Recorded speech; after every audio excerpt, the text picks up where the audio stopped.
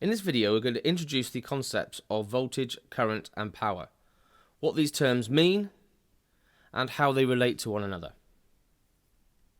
Voltage is measured in volts, and this is the amount of potential electrical difference between any 2 points. So we'll often see the term volts or voltage on the side of a battery, so for example 9 volts. And this is the potential difference between the negative and the positively charged ends of the battery. If we connect those two with a conductor, such as a wire or components, then electrons will flow from one point to the other and naturally want to balance themselves out, so the charge is then equal. There is then no voltage or no difference. Current is the amount of electricity flowing through a wire, component or material at any one point. We measure current in amps. In order to explain these two concepts and the relationship between them, we're going to use a metaphor of trucks carrying and delivering boxes.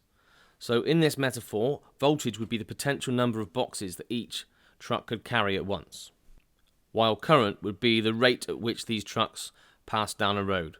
Assuming they all travel the same speed, the only way to change that rate would be to increase the number of lanes. So for example, a single carriageway would have a slower rate of flow or current than a 3-lane motorway. Power is the amount of energy used or transferred to a different type of energy over a given time. So for example, the amount of electrical energy a bulb uses and converts into light and heat every second. We measure power in watts. So if we return to our metaphor of trucks delivering boxes, power would be the number of these boxes that were delivered over a set amount of time. So for example, each hour. The number of boxes transported would depend on two things. Firstly, the number of boxes that could fit in a van. This is the potential that each van has, but also the rate in which these vans flow along the road.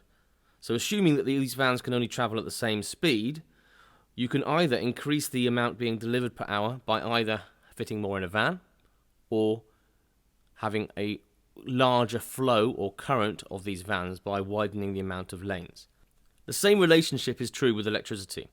So power is directly related to voltage and current.